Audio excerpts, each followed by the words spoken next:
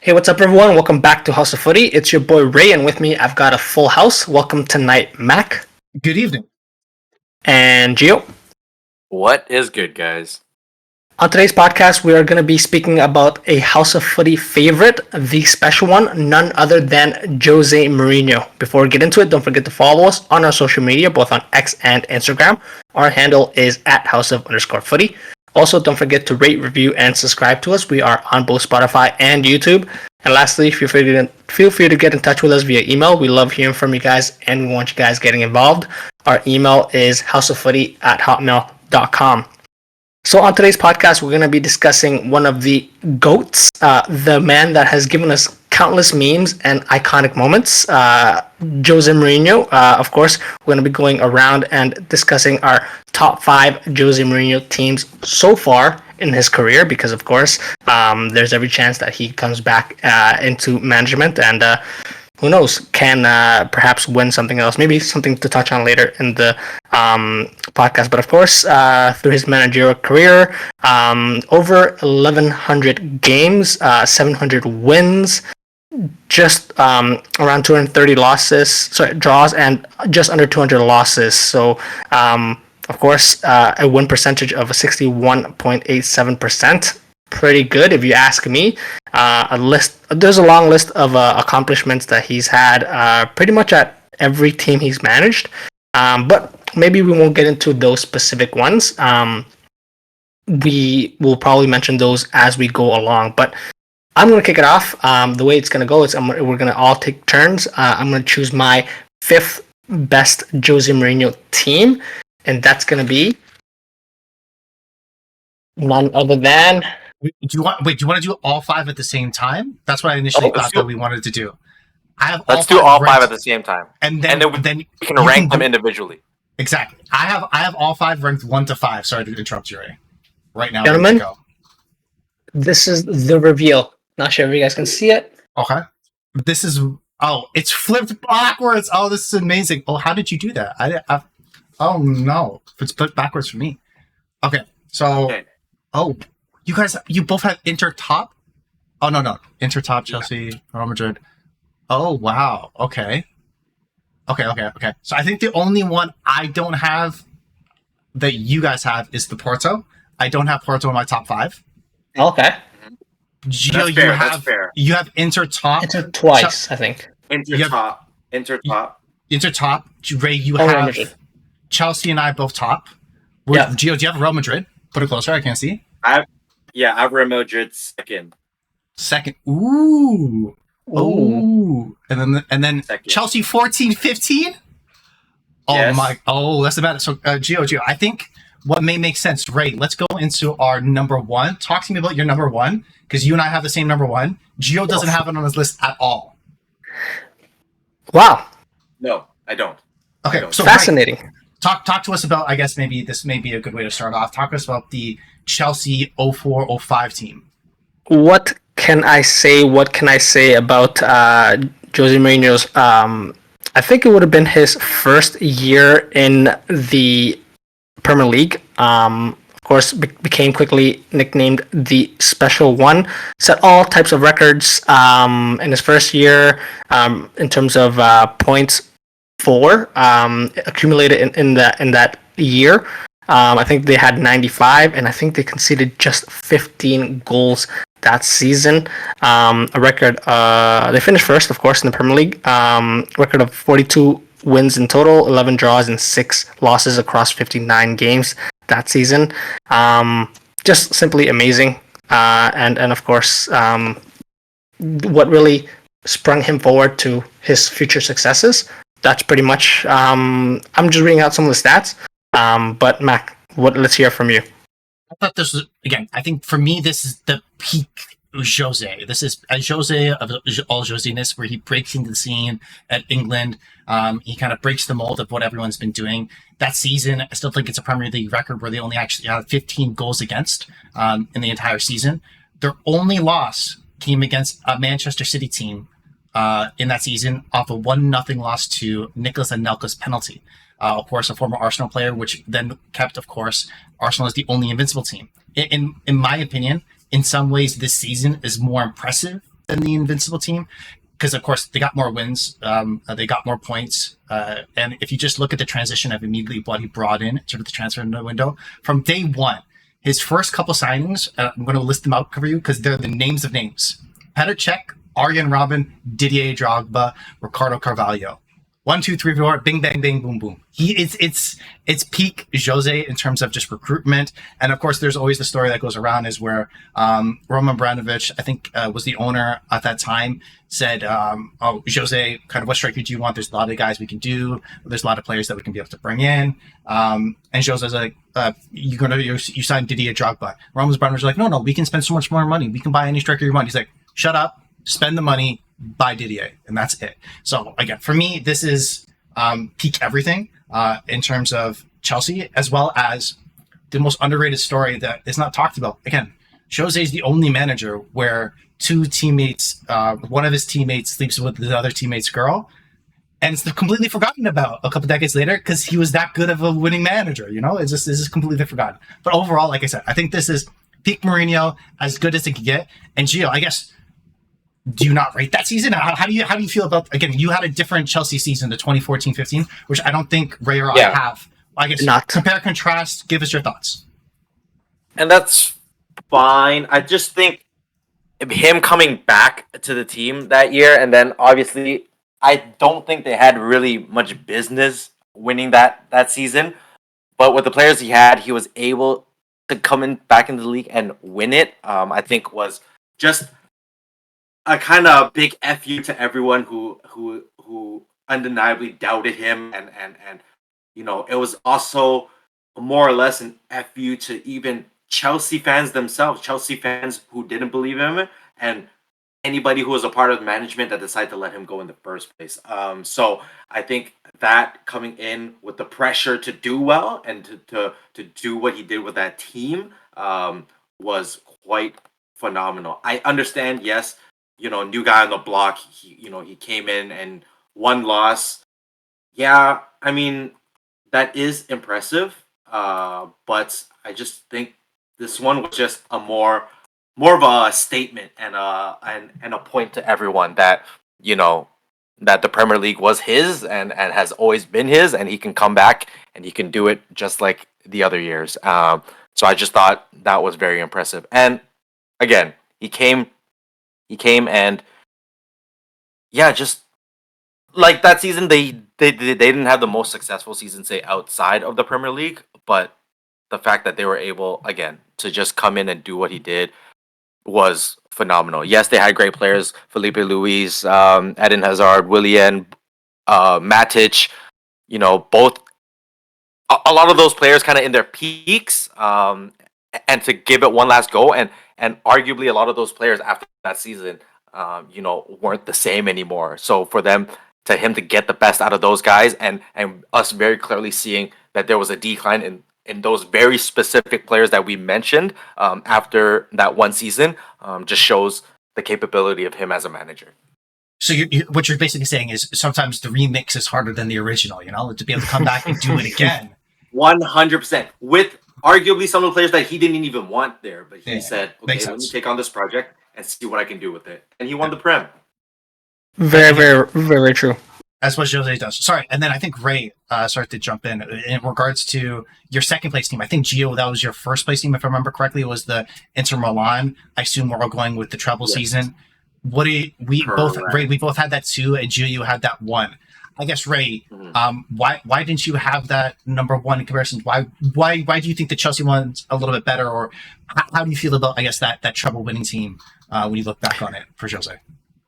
Yeah, I mean, iconic moments throughout the season, littered with many players who really had, I think, looking at the squad, it just meshed in terms of you see odd players coming in and performing odd roles. Whereas, of course, I think the Chelsea team was set. Everyone knows their role. Everyone kind of springs forward from this season.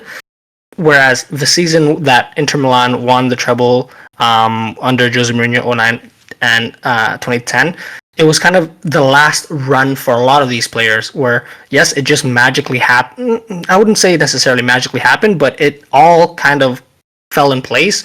You had, of course, the legendary Samuel Eto'o coming in, and there's of course the stories about him not being played in this position, having left Barcelona to actually play in his position because at that time there was so much competition there. But Jose Mourinho convinced him to play, I think, as a wingback.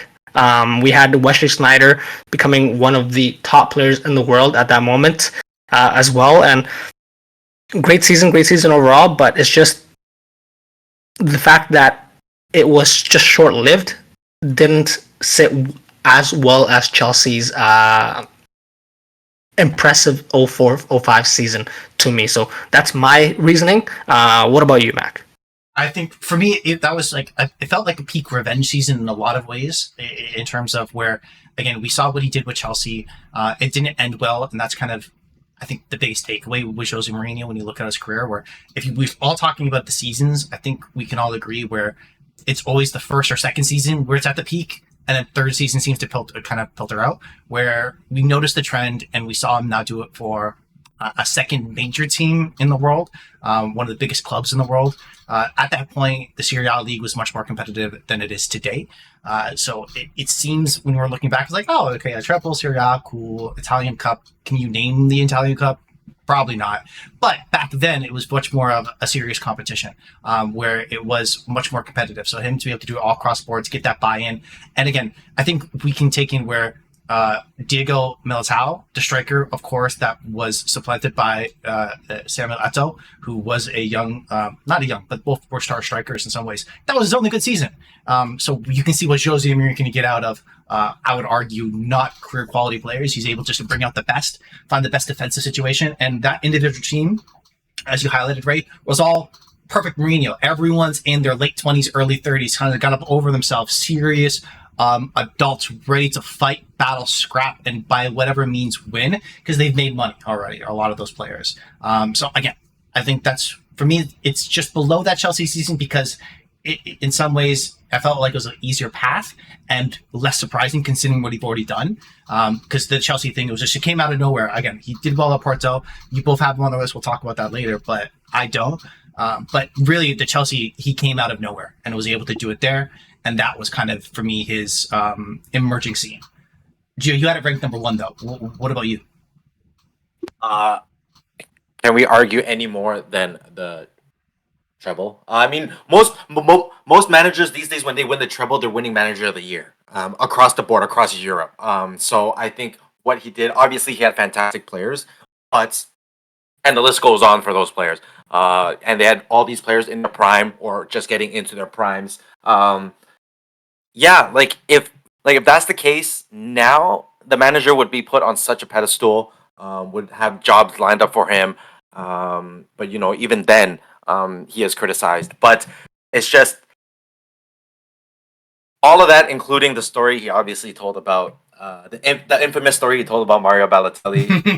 Yes. Strikers, we need you to not get a card, get booked, and get sent off. What does classic Balotelli do? Goes into the game, into the second half, maybe 2 minutes in or 30 seconds in, gets carded and gets sent off. And Jose has nothing to do but to laugh about it. And it's just the fact that he's able to bring in these group of guys, when you look at that list, it's just guys from all around the world, and to able to connect and to win a treble against arguably one of the toughest, I'd say, Serie A eras that we've seen, with the AC Milans being top of the league, with the Juventuses who have always been very strong through and through, was equally impressive. Not scoring one trophy, but all three major trophies was beyond impressive to me. Just on that note as well, Roma pushed them to the very end, of course, getting 80 points themselves, and Inter Milan, of course, winning with 82. So, yeah, it was not just a league that they walked away with. They had to push to the end, and it just shows you, and I think it feels a lot more in terms of an accomplishment, the fact that you win it in that type of circumstance, and like you guys mentioned, the type of players and profiles that came through together for that common goal under, of course, Jose Mourinho. But yeah, do you guys want to go over one more team that we all had together. I'm not sure if you had Real Madrid in there, Mac. I definitely did. I had Gio, 11, 12. I think we all had 11, 12. I had it ranked fourth.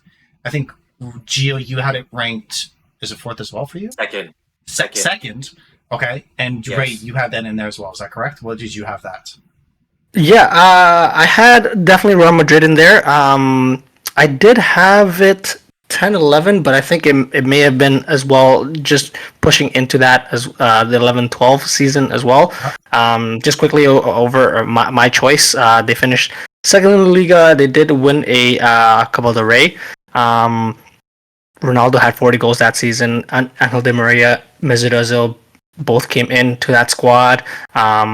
Just littered with talent everywhere. Kaká was still part of that squad as well. And yeah, lost the league by 4 points. But of course, there were building blocks until their eventual, I would say, three-peat in the Champions League win.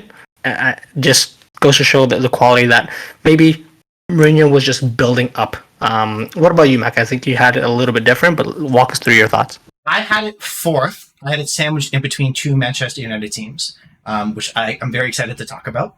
I had fourth. One, I felt like, again, we'll go into the Manchester United stuff in a bit, but this Real Madrid team, I think, was definitely special. He never won a Champions League at Real Madrid, but what he was able to do to kind of set the stage of everything, to let the club start believing that they compete against the Barcelona, because at that time, there was no competition. Barcelona was by far the best team in the world. It was not close. They were getting their ass spanked every single game. And he in his first year, it didn't go well. In the second year, I had the 11-12 season. That's when they won La Liga. They had the most points ever in a single season for that year, La Liga at that time. Of course, Barcelona went on to actually match it the following year. Just going to go for a tit for tat there. But in the 2011-2012 season, they scored the most goals, the best goal difference, most away wins, most overall wins. Messi won the Golden Boot that year with 50 goals, but Ronaldo was just behind with 46. And of course, both Benzema and Higuain had over 20 goals in that season in just La Liga itself.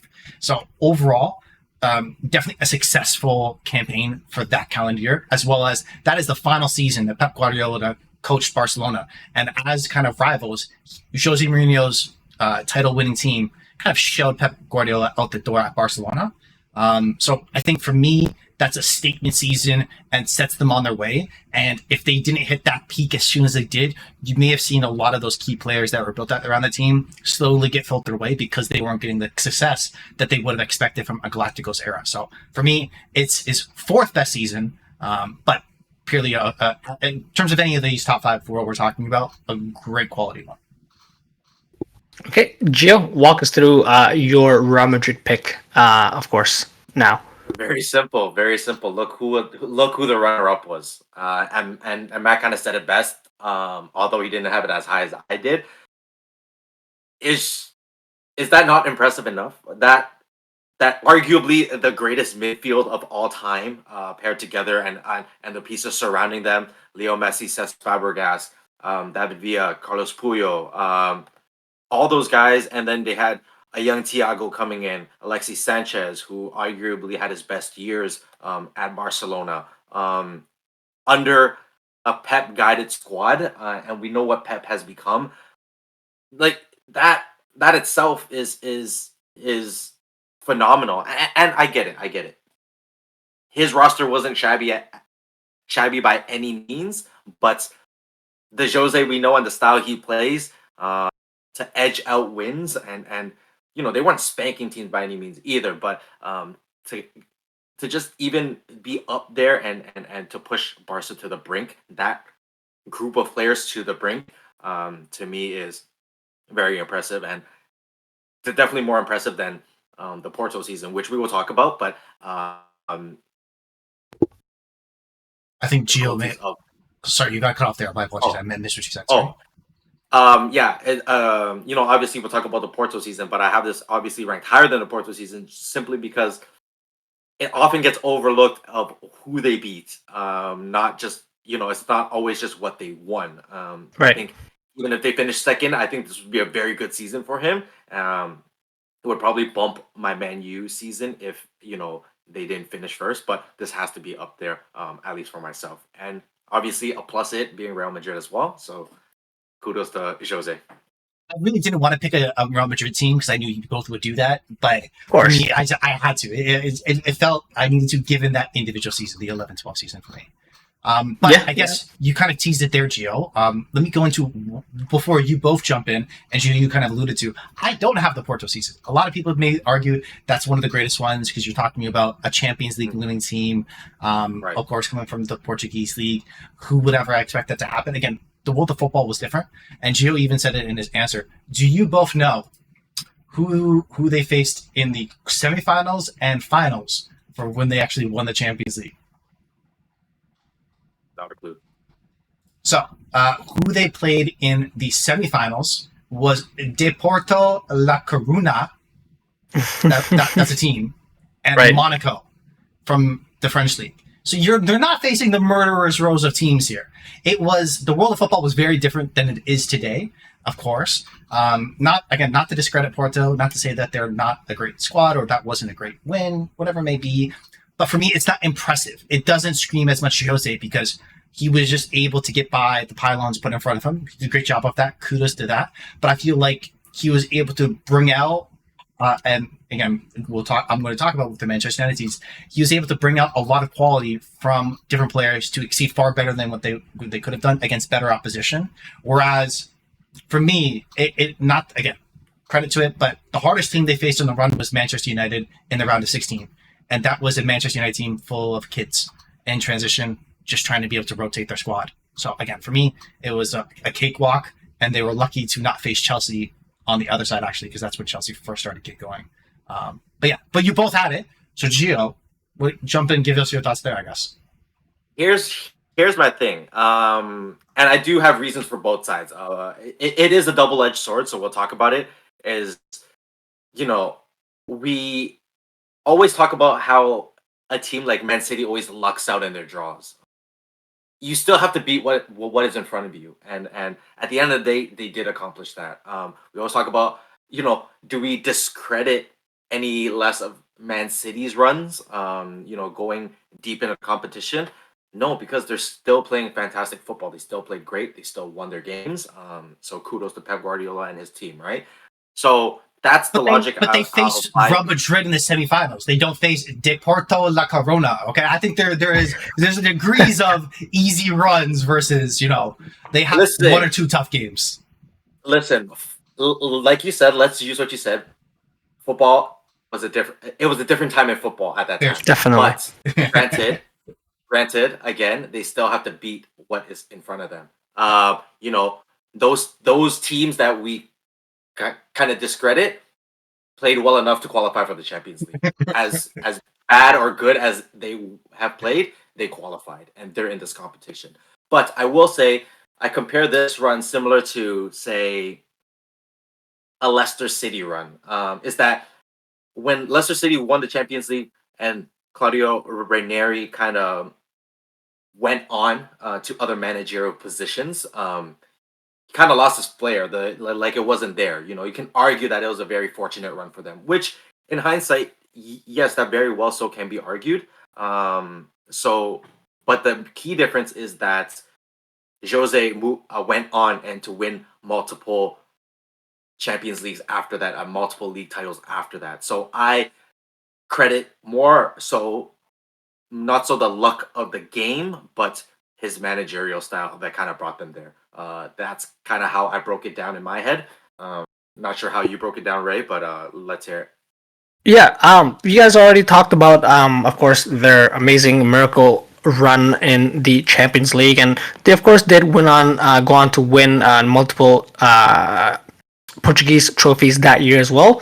But I just wanted to point out the fact that they did it with this type of team, and I'm just going to read out some of the players that I'm looking through the list of players, some of the names here. Nuno Espirito Santo, current manager. Ricardo Carvalho went on to have an amazing career in multiple leagues. Even a player like Jose Bazingua, who joined him in Chelsea and followed him around and had a decent career there. Andre Villas-Boas, current manager as well. Sergio Conceição, current manager as well. So this team was littered with football brains. They also had a Deco in his prime as well. So they had a lot of players that I would kind of mirror it to Inter Milan, where maybe they're not the flashiest, but they know how to get the job done. And the fact that they were able to win so many things, and the way at that time, we know Jose Mourinho likes to splash the cash and pull in players. Their biggest signing that year was a player by the name of Benny McCarthy, who came from Celta Vigo that year, scored 20 goals for them that season. So even with those types of players, he was able to do great things with Porto, and of course go on to win the Champions League. So got to give him credit for that. Still one of my top fives, just ranked fourth for me, leaving, of course, my last team being Manchester United. But I think because, Mac, you have Manchester United twice, maybe I'll toss it to you first. Let us hear your thoughts on that.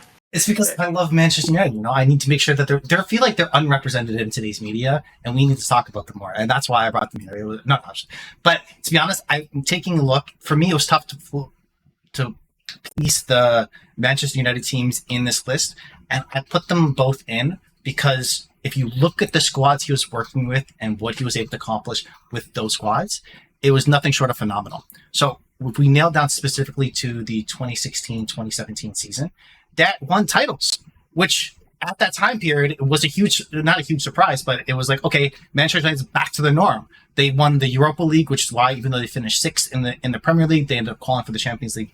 In the following year, they also picked up a cup competition.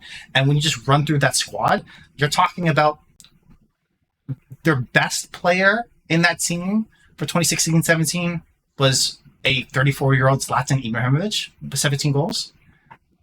Who else does he have? Nobody. And he won trophies. That's Jose. That's prime Jose. It was on the back of David De Gea, who's criminally underrated, and arguably Paul Pogba's best season at Manchester United, even though he only scored 5 goals, 4 assists. So for me, again, that's why I had to be on the list. Trophy-winning teams with Manchester United, bring them back to the norm right after Louis van Gaal, which is probably the most boring Manchester United football we've ever had. So just to see the switch jolt of after Van Gaal immediately winning trophies, it's like, oh, okay, Man U's back to the norm. I had that third, and to switch into why I still had the 17-18 season. I don't know, but did you had the 16-17 that you guys want to talk about? Or did you have the 17-18 season? I had 16-17. So do you want to give us your thoughts on that one, and then I'll jump onto the last one for me. Look, a manager that decorated, that successful, to say that is one of his best things he's achieved as a manager is speaks volumes of how tough it was to probably get to that point of even winning a Europa League trophy. So to that, I think obviously cards were stacked against him. Where they was ownership willing to allow him to splash the cash and and he kind of had to work with what he had, and he was able to win a trophy, something managers post Alex Ferguson have struggled immensely to do. And granted, with the news of Man City possibly violating financial fair play, Right. could this have been a Premier League winning trophy as well? He could have done a double, but we don't know.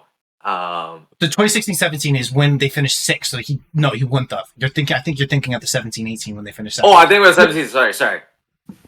But Right. to that, either way, you have those seasons there. But based on the outcomes, if Man City didn't have the players that they had, how could that have drastically changed the season? But that was a first trophy for Man U in quite some time. So for him to accomplish that already in itself is a huge accomplishment. Okay, well, I'm going to jump on quickly. I know that Gio unfortunately has to leave right now, but I think he's said his piece about Manchester United, and I'm going to continue that. Of course, 2017-2018 season, we all know the famous quotes of him coming out and saying one of his greatest accomplishments was finishing second with this Manchester United side. He finished second. Amazing accomplishment there. And so we the type of signings that came through as well. I think that season, the likes of I think it's Romelu Lukaku who came through, Victor Lindelof, and of course his very loyal servant Nemanja Matic. A team that ultimately didn't really push City to the very end because City did win the league, I think, by a decent margin. But of course, we have to give him props for the way he was able to navigate through that season and still bring his team back to the Champions League. Of course, having them fight in that competition, which is of course what all top managers are looking to sort of rate themselves on. Are they able to make it into those types of competitions? So I guess lastly, Mac, I think I'll give it to the floor to you to give us your pick on Manchester United. I think it was 2017-2018 season as well that you have remaining. So I had 16-17 third because they won trophies. But for me, Jose Mourinho's right in some ways, and Jose Mourinho's the trophies one. So how do I not just agree with him? He said this was his biggest accomplishment in his career, finished second to this Man City team. And I think that's in and of itself a fair kind of way to be able to describe it. But as you talked about, right, they brought in Lukaku to switch off Ibrahimovic. He helped Lukaku score 16 goals against most teams that are going to sit back against them. That's one of the greatest managers of all time if you're able to pull that off. In addition, you're talking about a transitional team where you saw players like Wayne Rooney leave the club, go back to Everton, and they're continuing changing the guard. He got under heavy criticism that year, and probably my favorite moment in terms of Jose Mourinho of all time was his rant that happened in the 2018 season. Is that when he goes, do you know what is also heritage? It's that Otamendi, Kevin De Bruyne, Fernandinho, Silva, Sterling, Aguero. They are investments from the past, not the last 2 years, from the past. He's like, and I was like, that's football heritage. Just that rant, it just makes me smile every single time because he's so right. He's on point. There were so many. He was prophetic in the issues with Manchester United, and they're still in it today. So the fact he was able to take these bag of misfit toys, like a Chris Smalling, Antonio Valencia, Ashley Young, to finish second to a Man City team that ran away with everything that year, right? And for the Premier League at least, like again, for me, it has to be in the top five. And one of the only teams I would say where you can look at a manager's performance and be like, even though they didn't win anything, they brought so much to the team, and without them, they're easily out of the Champions League spots easily. Yeah, I think if you mirror that to sort of current Manchester United squads, you easily picture them maybe fifth, sixth. The way that he was able to sort of overachieve with this squad just brings it, and for me, just makes it into the top five because of the ability to, unfortunately for Gio, bring that Man United team to the heights that they sort of weren't expecting themselves. Of course, the following year, we have another iconic moment, 2018-2019 season. You know that the interview with, I think it was after Tottenham Hotspur match, they lost 3-0, and then he, of course, goes on to tell the interviewer, you gotta put some respect on his name. He's won more Premier Leagues alone than the other 19 Premier League managers. Of course, at that time, definitely not anymore. But at the time, you just had to give it to him. Ultimately, it wasn't meant to be, and that was his last season there. But yeah, just shows you that he did have pedigree, and you gotta give it to him. The way that he was able to still, with not the best team, as we have already mentioned numerous times, overachieve there. So, I guess this then concludes our podcast for today, Mac. Definitely, guys, if you guys like what you heard, please like and subscribe to us on our social medias. That's at @houseof_footy. If you have any comments, suggestions, or general banter, get in touch with us via email, houseoffooty@hotmail.com. The next time you hear from us will be Tuesday when we review match week 22 of the Premier League taking place this weekend. Unfortunately, Gio had to leave early, so peace out from Gio, but thank you, Mac, for joining us. Gio and I'll say for him, we both love Jose, and I think you too. So definitely. Love you, Jose. See you guys soon.